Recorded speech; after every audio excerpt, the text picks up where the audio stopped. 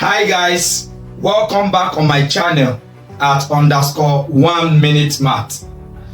In our previous session, we discussed the first theorem in circle geometry, which states that the angle subtended by an arc of a circle at the center is twice any angle that is subtends at any remaining part on the circumference. In a nutshell, all we mean is that angle at center of a circle is twice the angle at circumference. In today's session, we'll be looking at a few questions that is related to that theorem and how we apply that theorem in solving or answering the questions. Come with me as we solve together. So the question on the board here says, in the diagram below, angle BDT equals 43 degrees. What is the value of angle BAT? As you can see, BDT, that is the angle at this circumference here. And then we are asked to look for BAT, the angle at the center. This is the simplest question we can find in respect to that theorem. It is very simple because we simply know that the angle at the center, BAT, is equal to 2 times the one we have at the circumference. So all we need to do is make this statement and get the value for our what? BAT. So let's solve together. So according to the theorem that we already proved, we know that BAT, the angle at the center of the circle, is going to be equal to 2 times of BDT. In this case, the angle at circumference. So that BAT would therefore be equal to 2, since we've been given that BDT equals 43 degrees, that would therefore be 2 into bracket 43 degrees.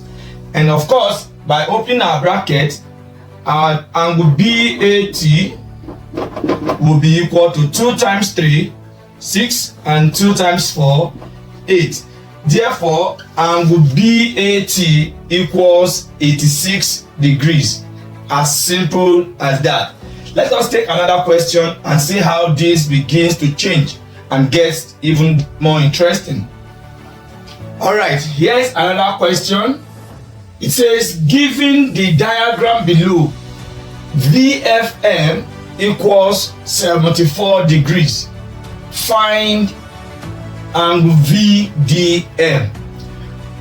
Alright, so taking a look at this diagram, one would think it is actually different from the theorem we already proved. Of course, it is not. Remember, during the course of proving that theorem, we made it clear that the reason why the angle at the center of the circle is times 2 of the one at the circumference is because both angle at the center and the one at circumference, they all share a common chord, or they are on the same segment. Of course, looking at this line VM, a chord, this angle VFM sits on this chord VM, and the angle VDM that we are also asked to look for sits on this same chord. So because they share a common chord, this is the reason why the angle at the center of this circle is times 2 of the one at the circumference. So it does not matter how the shape of that diagram is, so long you see that the 2 angles in question, the one at the center of the circle and the one at circumference, share a common chord, or they are in the same segment, sharing a common chord. As we can see, it therefore means that the one at the center is times 2 of the one at the circumference. Now, before we proceed into solving this particular one, please take note. In the first example we solved, I made an omission in that after making my statement, I was supposed to put the reason for that statement in bracket, just like what we did while we were proving the theorem. Here's what I'm saying in essence. So let's look to the solution of this particular question. So we already know that this particular question talks about the angle at center, which is times 2 of the one at circumference, according to the theorem we already proved. So let us apply the theorem here, so that we have, in this case, VFM is equal to 2 of VDM. Now, what I was trying to say earlier is that after making this statement, we should always put the reason for that statement, which is the essence of the proof. So in this case, I will say angle at center twice angle at circumference. Remember to write yours in full, like I always say. So it is because I'm trying to manage the time, that's why I've written it short. Alright, so if that be the case, we can see right now that VFM is the same thing as 74 degrees, since it's already what? Given. And that will be equal to 2 of what? VDM. And to therefore know the value of our angle VDM, we simply do what? Divide both sides by what? 2. So that in this case we have 74 degrees over 2, and that will be equal to 2 VDM over 2. And if we cancel out 2 here, we have our VDM to be equal to 2 here 1, 2 into 7 will give us 3, remaining 1 into 14, that will give us 7, and therefore our angle VDM is equal to 37 degrees. As simple as what? That. Alright, quickly again, let's go on to the next question.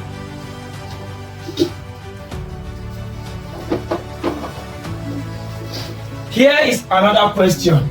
It says, given the cyclic quadrilateral DSTV with center V, if angle DVT equals 264 degrees, what is the value of angle DST? Alright, so again we will wonder, how does this diagram look like the theorem we have proved, or how does this diagram or question relates to the theorem we have proved? Of course, they do so much. Now, this is our chord DT. A chord is a line that divides the circle into 2 unequal parts. We established this during the course of proving the theorem in our last session. Alright, we said the only reason why the theorem angle at center is equal to times 2 or twice the one at circumference is established is the fact that the angle formed at the center of the circle and the one at the circumference, they have a common chord, or they are on the same segment. Are we together? Now, does this particular one also fulfill this theorem? Let us see that together. DVT, you can see that this angle at the center here has its base on this chord. The same thing with DST, the angle at the circumference. It has its base, or is sharing this same common chord with the angle at the center. For that reason, we can of course apply that theorem of angle at center twice the one as what? Circumference. Alright, so if we are comparing that, you will discover that there are 2 angles we have at the center here. This one here, or the reflex angle we have at the center, and the obtuse angle we have at the center.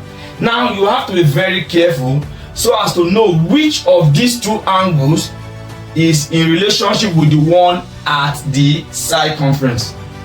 Of course, since this is the one at the circumference, it should be this one that bears reference to it. This is because if I have this circle this way, you will see that this angle here at the center and this one at the circumference, they share a common relationship. So that if I have this one and this angle is at the center, then this one with it at the circumference share a common relationship. I hope this is clear. So it takes this obtuse to the acute. So in other words, the acute angle at the circumference has a relationship with the obtuse angle at the center. In like manner, the obtuse angle at the circumference has a relationship with the reflex angle at the center. So take note of these two different categories so that you don't mix it up. So when it is an acute angle at the circumference, then it is in relation with what? The obtuse angle at the center. But when it is an obtuse angle at the circumference, then it is in relation with reflex angle at the center. So take note of these two differences so that you will know how to handle it. All right, so let's proceed with the solution.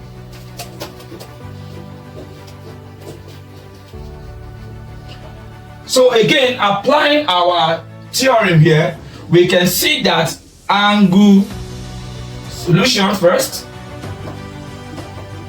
Angle DVT should be equal to 2 of angle DST. That is because angle at center is twice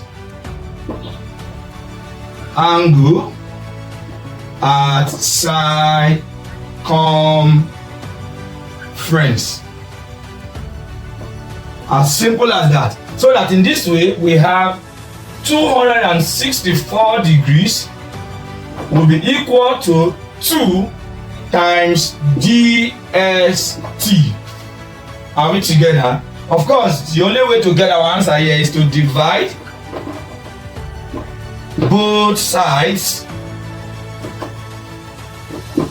by what? 2. This way we have 264 divided by 2 equal to 2 DST over 2. 2 can cancel 2 here. We have DST equal to 2 here 1. 2 into 2 will give us 1. 2 into 6 will give us 3. And 2 into 4 will give us 2. So that angle DST would therefore be equal to 132. As simple as that. Quickly, let's take a look at another question before we round it up.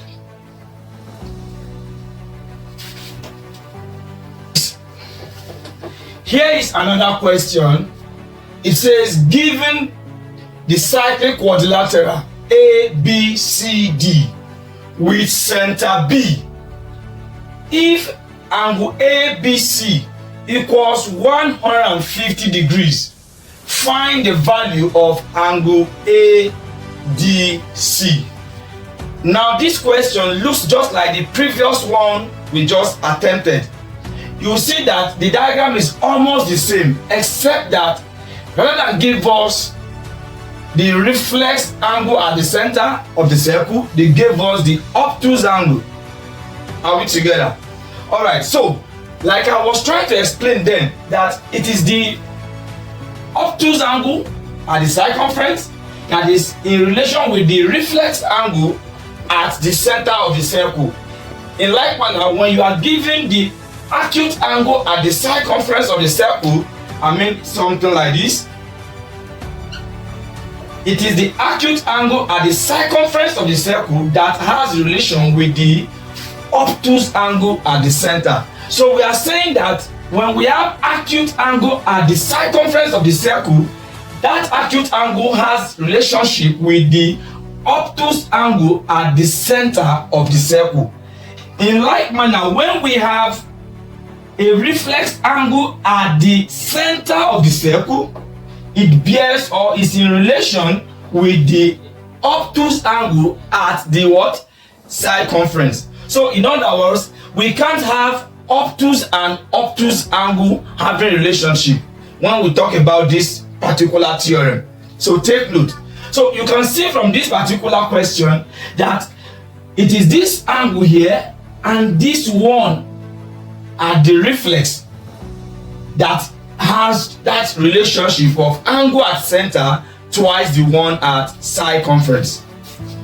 So in this case, it is this angle ADC, I mean the obtuse angle ADC, that has a relationship with reflex angle ABC. Remember, the angle given to us for ABC here is the obtuse angle. So these two obtuse angles cannot have that relationship of angle at center twice the one at circumference. So in this particular question now, it means that for us to be able to get the value ADC, we need to know this value ABC. I mean the reflex angle ABC, not the obtuse angle ABC given to us. This one does not have a relationship with this one. It is this and the one reflex at the center. I hope this is clear. So for us to get the value of ADC, we need to first and foremost get the reflex angle ABC, the one that has a relationship with this one at circumference. So how do we do that? Of course, this one given to us here plus the one we have to find, two of them make angle at a point or angle in a complete circle. So we know that the reflex ABC plus obtuse ABC, two of them together gives us 360 degrees. Of course, our reason would be what? Angle at a point, sum of angle in a circle. So that this way we know the reflex will now be reflex ABC plus the obtuse ABC that has been given to us is 150 equal to 360 degrees. Of course, let's collect like terms. So ABC reflex will be equal to 360 degrees minus 150 degrees. So that our reflex ABC will be equal to 0 minus 0 will give us 0, 6 minus 5 will give us 1, and 3 minus 1 will give us 2. And this is our reflex angle ABC. So this angle here that is in relationship with our angle at circumference is 210. So we can now say that ABC angle at center is equal to 2 of ADC, the angle at circumference. So that in this way we have angle at center is twice angle at circumference. All right, so that we have 210 equal to 2 ADC. Of course, dividing both sides by 2, 2 can cancel here 1. We have ADC to be equal to 2 here 1, 2 into 2, that will be 1. 2 into 0 is not possible, so that will be 0. Then we add that 1 to the next number, that is 2 into 10, that is 5. Therefore, our angle ADC equals 105 degrees. And that is that. Please, let's take a look at the last question we have for today and see how that goes. All right, let's take a look at this last question before we round up for today's session. It says in the diagram below, triangle ACT equals 45 degrees and triangle ABT equals 27 degrees. What is the value of triangle BTC? All right, this particular question is a bit stressing compared to the few we have answered previously. All right, to begin with, we need this particular angle here at the circumference to be able to get the value at the center. or if we are given the one at the center, then we can get the one at the circumference. But in this particular question, you can see that none of these two angles that have relationship with respect to the theorem we are applying is given. But nonetheless, we are left with a few clues. So let us see how we can make use of these clues to find the particular angle that we are asked to. Alright, so in this particular diagram, we might need to do a little construction, just like what we did while we were proving that theorem. So let us divide this angle into two, like this. So if I divide this angle into two, remember that T is the center of this circle, right? So if this line TB is a radius, TA is also a radius. Remember, all radii are equal because they are all drawn from the center of the circle to the circumference. It means that their length is the same. So if the length TB and TA is equal, that means I can put this symbol to show equality. The moment I put that symbol, it means that this diagram is what we have. Are we together?